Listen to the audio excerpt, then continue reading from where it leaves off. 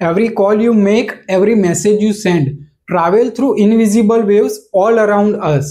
But have you ever thought ये invisible waves हमको कैसे नुकसान पहुंचा रही है?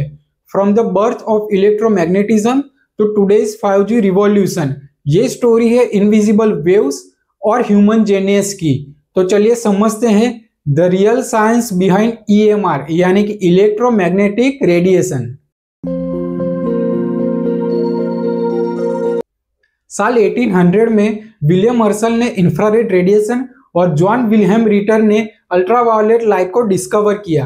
दोनों ही हमारी आंखों से इनविजिबल थी।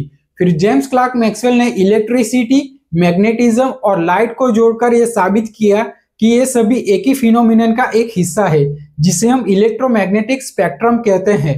रेडियो से लेके एक्सरे तक और वाईफाई से लेके स्मार्टफोन तक ये सब एक ही साइंस के ऊपर चलता है। इलेक्ट्रोमैग्नेटिक स्पेक्ट्रम एक रेनबो जैसा होता है, जिसमें अल्ट्रा पावरफुल गामा रेज और जेंटल रेडियो वेव्स तक होते हैं, लेकिन दोनों में बड़ा डिफरेंस होता है, जिसमें पहला है आयोनाइजिंग रेडिएशन, जैसे कि एक्सरे और गामा रेज। इसमें इतनी ऊर्जा होती है कि ये डीएनए को भी नुकसान पहुंचा सकती है। दूसरा है नॉन आयोनाइजिंग रेडिएशन, जैसे कि माइक्रोवेव्स और रेडियो वेव्स। ये सिर्फ गर्मी पैदा करती है। हमारा मोबाइल फोन, वाईफाई राउटर और 5G टावर ये सब इसी नॉन आयोनाइजिंग रेंज के अंदर आते हैं, जिससे हमारी बॉडी के अंदर गर्मी होती है।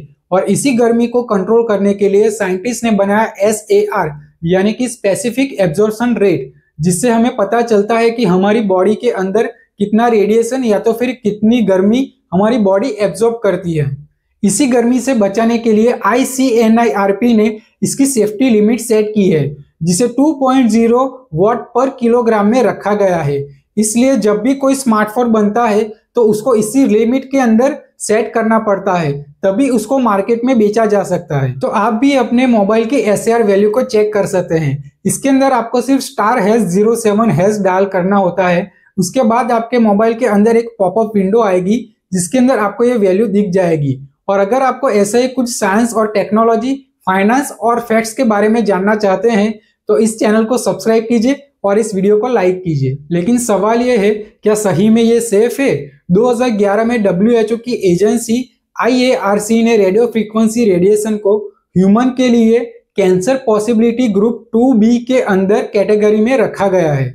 इसका मतलब ये नहीं है कि ये कैंसर करता है, बस कुछ एविडेंस ऐसे मिले हैं जिसमें कुछ फाइनल कंक्लूजन नहीं मिला। इसके पीछे मेन स्टडी थी इंटरफोन, जिसमें कोई बड़ा रिस्क नहीं मिला, लेकिन ज्यादा फोन यूज करने वालों में ग्लियोमा ट्यूमर नाम का एक खतरा देखा गया। लेकिन ये कह नहीं सकते कि ये डेंजरस है, ना ही सेफ है।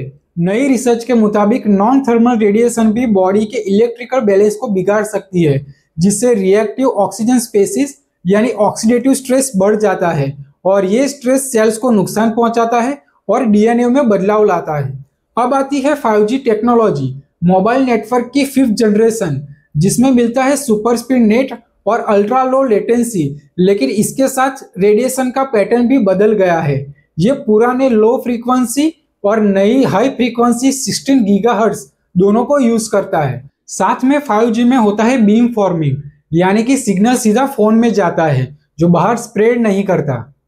तो इसका फाइनल वर्डिक्ट क्या है? WHO और FDA जैसी एजेंसीज के मुताबिक कोई हार्मफुल इम्पैक्ट अभी तक प्रूव नहीं हुआ है, लेकिन साइंस अभी भी लॉन्ग टर्म और एनवायरमेंटल इफेक्ट्स को एक्सप्लोर कर रहा है, स्पेशली 5G फ्रीक्वेंसीज को लेकर। तो तब तक समझदारी इसी में है कि अपने मोबाइल को सोते वक्त साथ में रखने से अवॉइड करें। ट्राई करें कि मोबाइल का यूज कम करें और चार्जिंग में रखते समय मोबाइल का यूज ना करें। Remember, the truth is not just in what we can see, it is also in the waves we can't. Thanks for watching. See you in the next.